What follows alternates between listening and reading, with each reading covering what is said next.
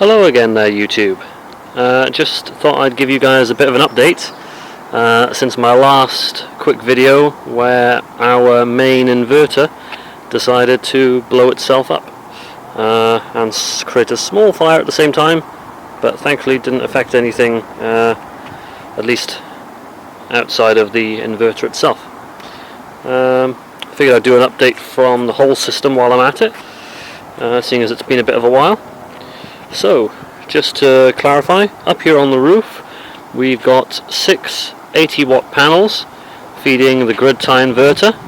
That's a total of 480 watts.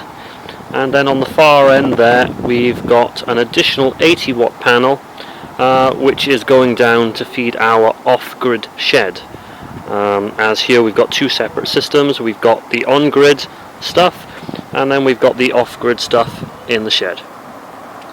So I'm going to climb down and I'll go ahead and show you the new inverter that we got and tell you guys a little bit about it. Okay YouTube, so we're back in the garage now. As you can see, we've got a new grid-tie inverter here.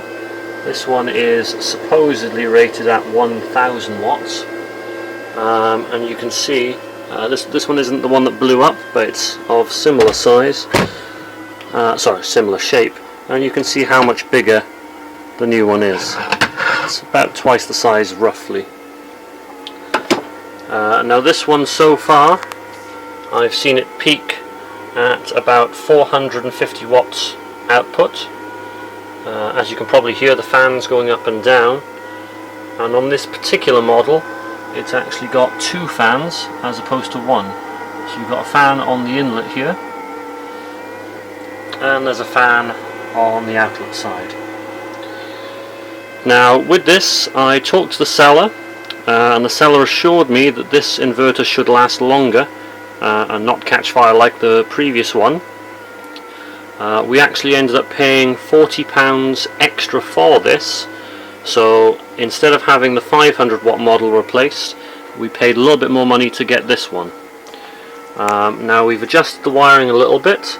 We've still got the original 2 kill switches for the 2 separate lots of panels that we've got on the roof, the way they're wired in, but they're now both coming in parallel onto the inverter itself. Now, as an additional safety measure to try and stop what happened before happening again, we now have the inverter coming out into an RCD plug, which will cut out in the event of any irregularities on the mains power side. We've also reduced the fuse in here on the main side to increase the chance that the fuse will blow before anything else goes wrong. Again, we've still got fuses in here, and this inverter itself also has 3 sets of fuses on it. On top of that, we've also got a consumer unit up there with trip switches as well. The main additional safety feature compared to what we had before is this RCD. Whether or not that will stop it from blowing if it's going to blow, I don't know. We're just going to have to wait and see. As I said, this one's rated for 1000 watts. Based on the behaviour of the other one, we're not planning on putting much more than about 600 to 700 through this at most. And we've also said if this one blows up on us, that's it, we're going to scrap these cheap ones and just buy a proper one. The only difficulty with that is the proper ones are substantially more expensive, and we also will have to buy some more panels to get our system voltage up to the minimum required for those kind of inverters to work. But for the moment at least, this is the one that we're using. Now I'll just give you guys one other quick update, and I'll take you down to the shed for the off-grid side of things, where I think I may have spotted why the old grid tie failed.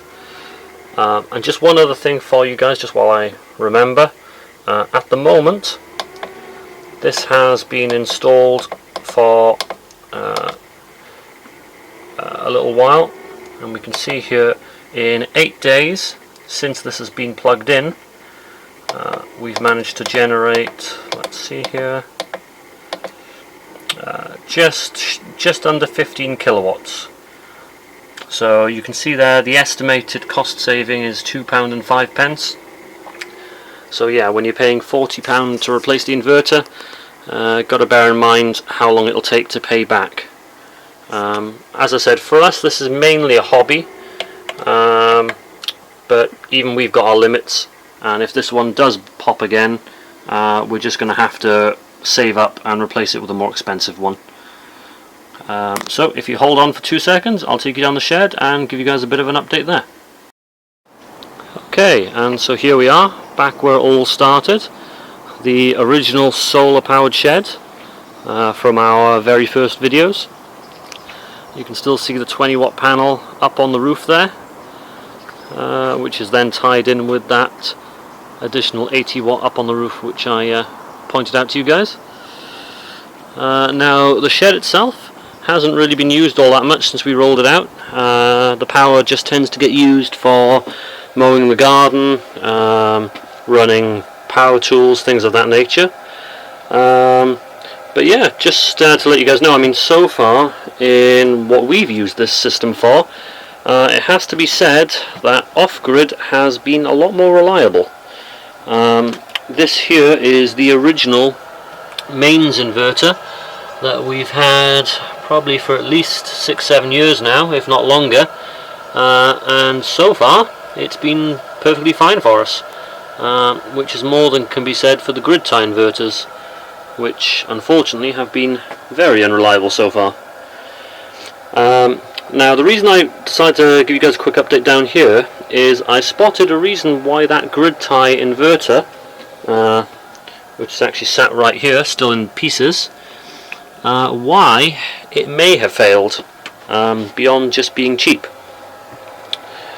Now this is the meter I've got on the solar shed, and you can see all the different figures as they come through.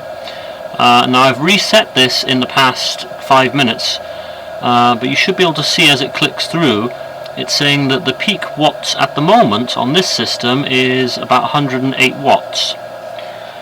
Now bear in mind, this shed has only got an 80-watt panel and a small 100-watt panel, so it shouldn't be more than 100. Now when I looked at the meter down here originally, the peak figure at some point over the summer was 130 watts. Now that got me thinking. The panels on our roof for the grid tied side of things has a theoretical maximum of 480 watts. Now if they were overperforming in the same way that the ones connected to this shed are overperforming, then that would have taken the total power quite a bit over 500 watts. Now I don't know for certain if that's what happened, but it is possible that this 500 watt inverter may have actually seen a little bit more than that, which could explain why it failed. Unfortunately I can't prove it, not without constantly monitoring the power coming in, and unfortunately I've only got another one of these meters, and I wouldn't feel too comfortable running close to 500 watts through it continuously to monitor it. I still wouldn't recommend people to buy those inverters if they've got a choice. It seems if you're on a budget there isn't really an alternative other than going off grid, but just something to bear in mind. This particular system right now, we've still got our massive battery back there, a second one down there, and the third one up here. I can't remember off the top of my head their capacities, but if you look at my previous videos, all that information is there. And the same as previous summers, at the moment, if we're not using the power for dealing with the garden or power tools, right now we've got the solar coming in, into the batteries, into that inverter there, up to this power cable, and then we've got a nice extension lead running up to the house, and we're running a fan off this just to keep the house nice and cool. Now at some point down here we did have a grid tie inverter here, so that excess power from the off-grid shed would go into the mains, but after that one popped some time ago, we just never bothered replacing it.